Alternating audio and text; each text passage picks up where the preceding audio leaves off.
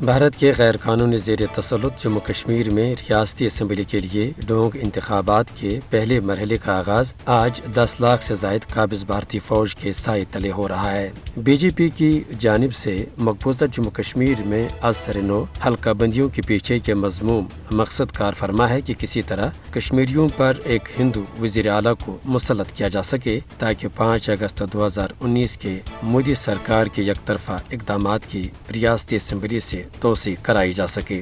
کشمیری عوام روز اول سے ہی ان نام نہاد انتخابات کی مخالفت کر رہے ہیں کیونکہ یہ انتخابات کشمیریوں کی حقیق و ارادت کا نعم البدل نہیں ہے اور بھارت یہاں اس طرح کے الیکشن ناٹک کے ذریعے ہمیشہ اقوام عالم کو گمراہ کرتا رہا ہے۔ کشمیری عوام ایک طویل عرصے سے بھارت کے جارحانہ اور ظالمانہ قبضے کے خاتمے کے لیے جدوجہد کر رہے ہیں۔ ظلم و تشدد اور بندوقوں کے سائے میں یہاں رچائے جانے والے انتخابی ڈراموں سے کشمیری عوام کو کبھی وہ جمہوری حقوق میسر نہ ہو سکے جس کا وہ عرصہ دراز سے مطالبہ کرتے آئے ہیں۔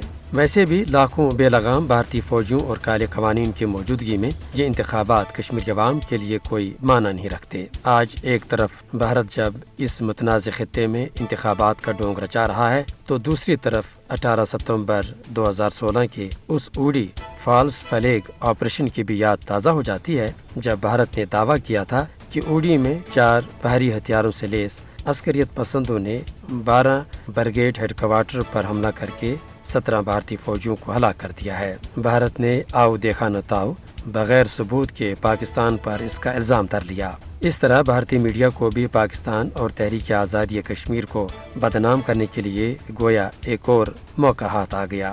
یہ دراصل بھارت کا ایک سوچا سمجھا منصوبہ تھا جس کے تحت وہ پاکستان میں نام نہاد سرجیکل سٹرائک کے لیے ایک بیانیے کی تلاش میں تھا۔ بھارت اس طرح کے واقعات سے مقبوضہ جموں کشمیر میں اپنی ریاستی دہشت گردی سے دنیا کی توجہ ہٹانا چاہتا ہے۔ یہ امر قابل ذکر ہے کہ بھارتی خفیہ ایجنسیاں اس خطے میں جنگ جیسی صورتحال پیدا کرنے کے لیے فالس فلیگ آپریشن اکثر ترتیب دیتی ہیں۔